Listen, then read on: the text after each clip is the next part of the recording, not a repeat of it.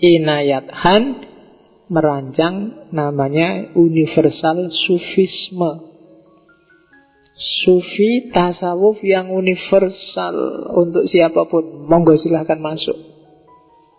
Tertarik dulu sama tasawufnya, tidak apa-apa. Tadi di depan saya ceritakan beberapa bahkan banyak anggota gerakan universal sufismenya Hazrat Inayat Khan itu non-muslim malahan. Dia jatuh cinta dengan pikiran-pikirannya Inayat Khan. Tidak masalah. Lama-lama akan dapat hidayah. Masuk aja dulu. Jadi universal sufisme itu nanti yang kalau di Ibnu Arabi disebut agama cinta.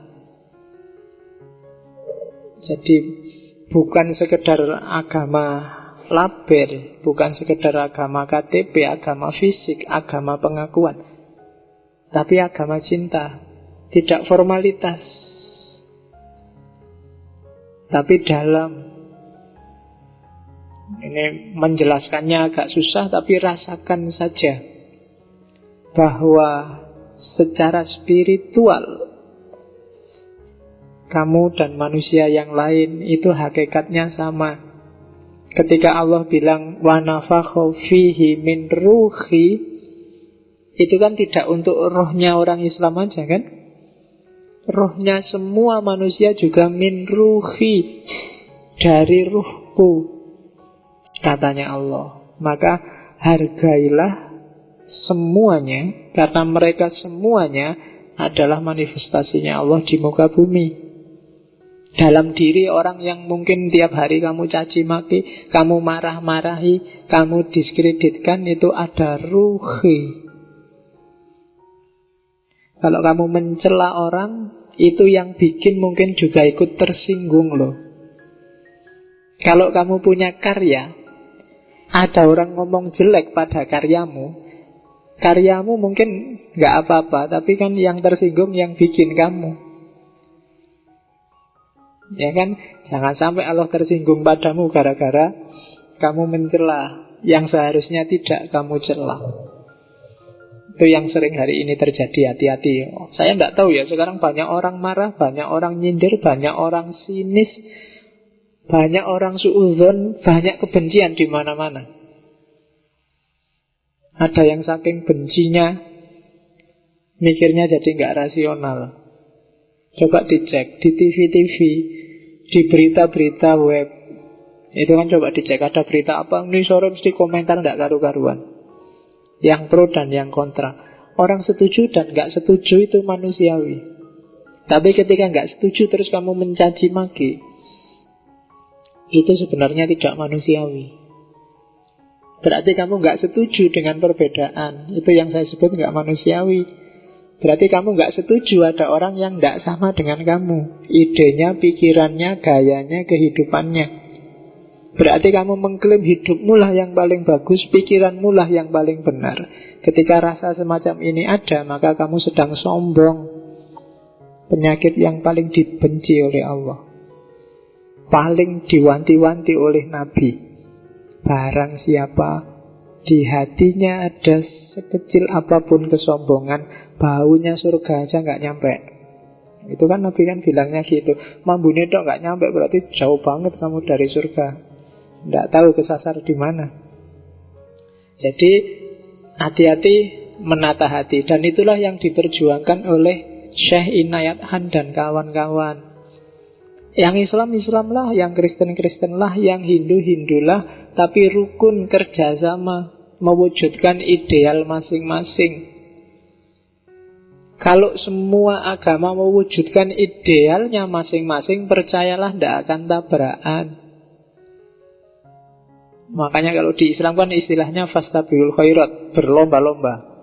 Lomba itu kan gak tabrakan, ada jalurnya. Kecuali Rosi kemarin agak nendang dikit. Coba pakai jalurnya sendiri kan gak ada. Salah dewe tak lihat terus nendang ya, jadi masalah. Coba Rosi kemarin sesuai jalurnya aja, sesuai hitohnya bablas itu mungkin yo iso lah tanding. Tapi salah dewe. Kamu juga gitu, jangan sampai blunder. Ya kan? Jangan capek lihat wadahnya yang lain deh. Kamu nggak usah sirik lihat gelasku besar terus-terusan. Ya kan?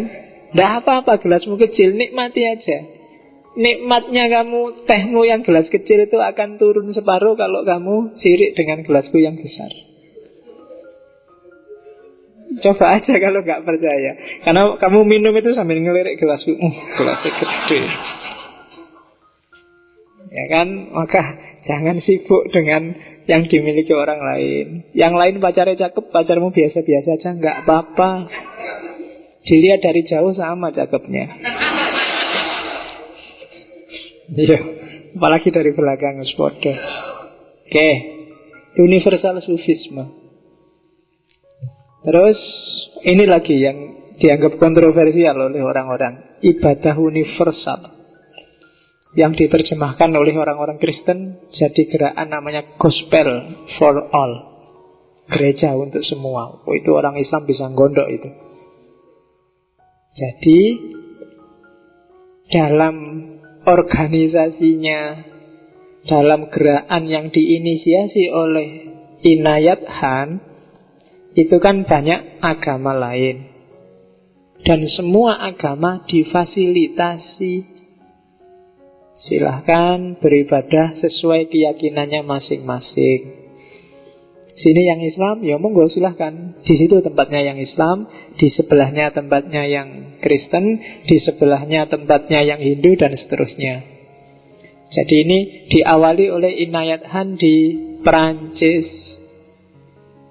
Yang Kristen, yang Muslim, yang Yahudi, yang Zoroaster, yang Buddha, dan seterusnya. Oke, yang jaketnya di luar diambil aja, daripada nanti masuk angin. Yang helmnya balik dilihat aja, daripada helmmu jadi ceduk nanti. Ya kasihan kamu pulang masuk angin. Oke, jadi yo yang alami-alami aja, jangan mengharapkan mukjizat. Karena ini ngaji maka aman, mesti ndak.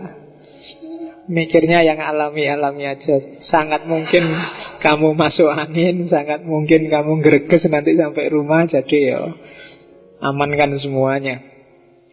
Oke, jadi sufisme universal, pray for all, ibadah universal. Itu misinya Inayat Khan. Jadi bisa nggak sekarang di sini orang Kristen yang beribadah, orang Kristennya selesai, yang Islam datang bawa sajadah, sholat di situ, terus yang Hindu bawa patungnya, titik sebentar saya belum ibadah. Oh itu beratnya luar biasa, tapi dicoba oleh Inayat Khan. Ya mungkin malaikatnya ganti-ganti, Islam datang terus kali. Oh ganti sudah malaikatnya, yang satu yang Kristen datang, terus malaikatnya yang Hindu datang, mungkin gitu. Tapi tidak masalah toh kayak gitu. Jadi salah satu cara yang dilakukan oleh Inayat Khan untuk membangun harmoni hidup yang selaras. Karena diakui atau tidak, mau atau tidak, kan kita bareng di dunia ini sama mereka. Allah mengizinkan kita hidup, juga mengizinkan mereka hidup. Kalau Allah nggak mengizinkan, tidak ada orang yang beda sama kita. Berarti Allah mengizinkan mereka ada. Tanggung jawab kita sebagai khalifah, ayo diapain sekarang? Ada yang beda loh. Oh, itu butuh kecerdasan universal, butuh kecerdasan, toleransi, pemahaman, dan seterusnya. Dan itu dicoba disebarkan oleh Inayat Khan. Ini tahun-tahun awal abad 1910. Inayat Khan itu meninggalnya 1926. Ya. Jadi dicoba, hatinya dibuka seluas-luasnya, formalisme beragamanya dilampaui. Kalau kalian bisa ini, hidupmu lebih nyaman. Kalau enggak, kamu akan gelisah sendiri. Banyak hal yang, apalagi sekarang matanya orang kan selalu melihat segalanya dengan curiga. Ngaji filsafat, apa maneh kuwi, mesti sesat ya, mesti. Gitu kan? Wah, ngaji kejawen. Kejawen itu tidak Islam, mau ngaji di masjid. Wah, tasawuf, apalagi itu. Penglihatannya curiga dan suudzon hari ini. Jangankan ngerti isinya, baru dengar judulnya marah kan banyak sekarang. Ya kan? Sekarang kalau ada ngomong dikit-dikit Syiah itu rame. Kemarin ada yang tanya ke saya, Pak, Universitas Syiah Kuala itu isinya Syiah semua ya Pak? Kan ada itu kan Universitas Syiah Kuala, dia maunya Syiah Kuala. Syiah ya Pak? Wah enggak tahu saya nggak pernah ke sana tak mau ikut. Nah, ada Universitas Syiah Kuala. Jadi sensitif sekarang apa-apa. Mungkin kayak gini, saya buka gelas ini pakai tangan kiri aja, itu bisa besok muncul di Facebook itu. Wow, ustadznya ternyata minumnya pakai tangan kiri. Padahal menurut Islam dalilnya nanti keluar mesti harus pakai tangan kanan. Oke. Terus, nah, ini nasihatnya Inayat Khan. Jadikan Tuhan satu realitas. Ini kalimatnya pendek tapi dalam. Selama ini Tuhan hanya ada di kepala. Saya yakin Pak ada Allah, tapi keyakinanmu tidak mengimbas dalam kehidupanmu. Tuhan hanya jadi konsep. Kamu berfilsafat ketuhanan, berteologi ketuhanan, bahas tasawuf, bahas irfan, bahas semua tema-tema ketuhanan. Itu nggak ada gunanya kalau Tuhan tidak jadi realitas. Hidupkan Tuhan dalam hidupmu. Jangan cuma di kepalamu. Segala aktivitasmu harus menunjukkan bahwa Tuhan itu ada. Itu namanya menghidupkan Tuhan. Katanya Inayat selanjutnya, kita membangun istana raja, di mana raja harus tinggal. Maksudnya apa? Kondisikan fisikmu, mentalmu, lingkunganmu agar layak Tuhan ada di situ. Jadi ini bukan tubuhku, ini adalah kuil Tuhan. Ini bukan hatiku, ini adalah altar Tuhan. Jadikan bukan hanya rumahmu sebagai masjid, tapi jadikan dirimu sebagai masjid. Jadikan dirimu tempat yang layak untuk Tuhan singgah.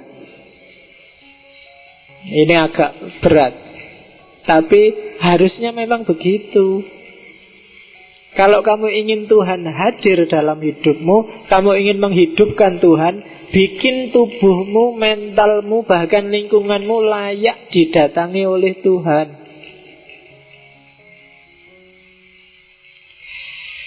Apa iya Tuhan mau datang kalau kamu bangunnya jam 7:30 pagi? Apa iya Tuhan mau datang kalau sehari-hari kerjaanmu nongkrong, gitaran, ngerokok, apalagi, ya kan? Apa ya kamu merasa pantas Tuhan datang dalam kondisi fisik dan mentalmu yang seperti itu? Makanya katanya ini kan, ayo dong bangun istana seindah mungkin bagi raja, karena dia raja segala raja. Kalau kamu beriman Allah itu ada, Tuhan itu ada, wujudkan Allah. Biar Allah wujud, bangun fisik dan mentalmu agar layak Allah itu wujud. Selama ini kita sudah terlalu capek diskusi mana benar, mana salah, mana yang baik, pikiran A apa pikiran B apa pikiran C. Bagi ini kan tidak penting, semuanya baik. Hidupkan itu. NU baik, Muhammadiyah baik, apalagi di Indonesia. Ya wis, semuanya baik. Sudah yakin baik, hidupkan itu. Jalani sebaik mungkin. Tidak usah capek-capek diskusi. Kesuwen diskusi nih, Allah tidak wujud nanti. Wujudkan aja Allah dalam hidupmu. Yes, ini Jatahnya kamu introspeksi. Coba muhasabah. Kira-kira level Allah itu bisa nggak hidup dalam lingkungan mentalmu, lingkungan fisikmu, lingkungan sekelilingmu? Kalau enggak, ya sekarang mulai diperbaiki. Gimana caranya agar kamu layak ditamui oleh Allah, agar Allah pantas untuk datang padamu. Jadi karena engkau adalah kuilnya Tuhan, kamu itu masjid. Masjid itu kan rumahnya Tuhan. Kenapa rumahnya Tuhan? Tadi Allah sudah bilang wa nafakhu fihi min ruhi. Allah bersemayam dalam dirimu. Berarti dirimu adalah rumahnya Allah. Rumahnya Allah itu kan masjid. Engkau adalah masjid. Kalau masjid, kamu harus ngerti. Kayak di masjid-masjid itu loh, ada kapur putih ditulis red, batas suci. Kamu juga harus punya batas suci itu di mana. Kamu sendiri yang ngerti. Hati-hati, jangan sampai ada najis masuk. Kalau ada najis di dalam, apa ya Allah kerasan? Kan gitu. Jadi koleksi pikiran, koleksi ide, koleksi gagasan, tingkah laku fisik harus layak untuk Allah datang. Pikiran yang ngeres-ngeres, yang jelek-jelek, cepet-cepet disingkirkan. Nanti kalau Allah ngerti malu kan. Isin aku koleksi gambarnya gitu-gitu dok mas. Nanti Allah geleng-geleng kepala. Aduh. Iya. Mau masuk. Aduh. Iya kan. Jadi Allah sudah nunggu-nunggu kamu bikin layak nggak layak-layak. Sholatnya juga aduh. Hazrat Inayat Khan itu dari anak biasa jadi sufi karena sampai umur 11-12 tahun dia merasa kering. Tanya ke kakeknya mau lebas. Kakek, saya itu sholat, puasa, tahajud, ngaji, tapi kok ndak ada rasanya yo kakek. Salah kuning di. Kakeknya baca ayat yang artinya dan Allah akan menunjukkan sanurihim ayatuna itu.